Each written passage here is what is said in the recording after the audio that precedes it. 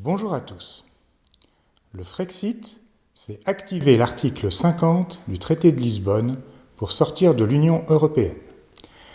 Cette sortie implique de renoncer à l'euro comme monnaie et de créer une nouvelle monnaie nationale qu'on appellerait certainement le franc. Le Frexit, ça ne se fait pas en un claquement de doigts. C'est un processus long qui dure environ 2 ans. Ce temps est nécessaire pour faire les choses en bon ordre.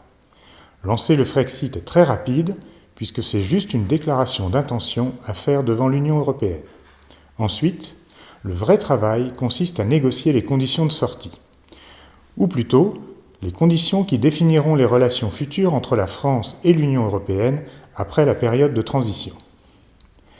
La France négociera des traités avec l'Union européenne et aussi avec les pays qui ont signé des traités avec l'Union européenne. En effet, en sortant de l'Union, la France ne sera plus liée par les traités que l'UE a signés avec la Chine, les USA et tous les autres pays du monde. Il faudra les renégocier un par un. Les relations entre la France et l'Union européenne seront alors librement redéfinies. Comme on l'a vu lors du Brexit, l'Union européenne va essayer de maintenir le maximum de délégations de souveraineté. Son intérêt est que la France fasse comme si elle était toujours dans l'UE. Mais tout est négociable, et on peut aussi quitter l'UE sur un no deal, c'est-à-dire aucun accord. Ça a failli être le cas lors du Brexit, mais comme ce n'est l'intérêt d'aucune des deux parties, il y a finalement eu un accord.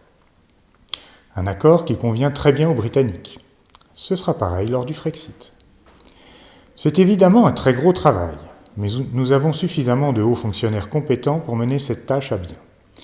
Et elle sera menée dans l'intérêt supérieur de la nation. Il faudra aussi créer une nouvelle monnaie nationale, le franc, pour remplacer l'euro. Le sujet étant vaste, je ferai d'autres vidéos pour en parler. Après le Frexit, la France aura retrouvé sa souveraineté. Concrètement, ça changera quoi ? Nous ne subirons plus le dogme de la concurrence libre et non faussée.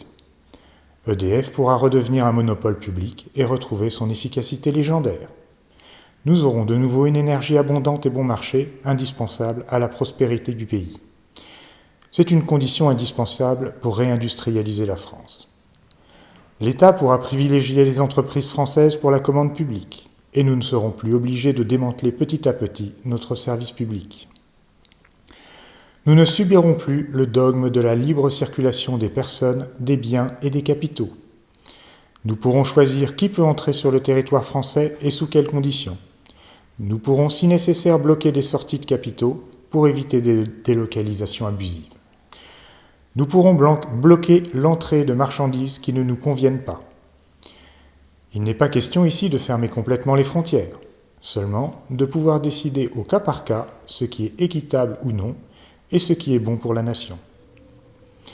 Et bien sûr, le retour au franc permettra d'augmenter les retraites, les salaires, le pouvoir d'achat et d'avoir une politique monétaire qui soit dans l'intérêt du peuple français. Je vous en parlerai dans la prochaine vidéo.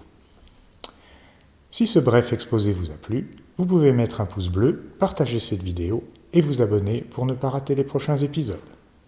À bientôt, merci.